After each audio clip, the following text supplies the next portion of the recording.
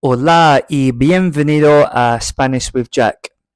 Pues en el video de hoy yo voy a hablar sobre 5 expresiones que van a hacerte sonar como un nativo.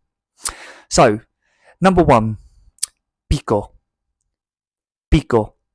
Basically, it's a word just to say a little bit, and it's going to make you sound more native. So, for example, ¿Cuánto tiempo pasaste en España? Pues yo estaba allá por 2 semanas y pico. So, how long was you in Spain for? I was there for about 2 weeks and a bit. And it's going to make you sound a lot more native. Pico. Number 2, sacar de apuros. So, basically means to really help someone out, to get someone out of trouble. So, for example, gracias, mi amigo. Me sacaste de apuros. So thanks so much, mate. You really got me out of trouble. Number 3, más bueno que pan. Más bueno que pan.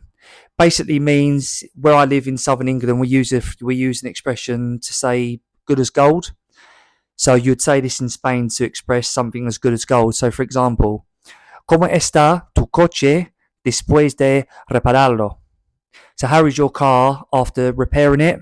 See, it's más bueno que pan. Yeah, it's as good as gold. Number 4, comerse el coco. Comerse el coco. So basically it means you're overthinking about something. Something's on your mind and you're just obsessed with it. So for example, hoy tengo un examen. Me estoy comiendo el coco. So today I have an exam and I can't stop thinking about it. I'm obsessed with it. And finally, number 5, número 5, is dar la lata. Dar la lata.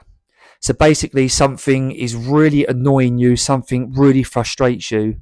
So, for example, durante el vuelo, el niño no paró de darme la lata. So, during the flight, the little boy absolutely done my head in.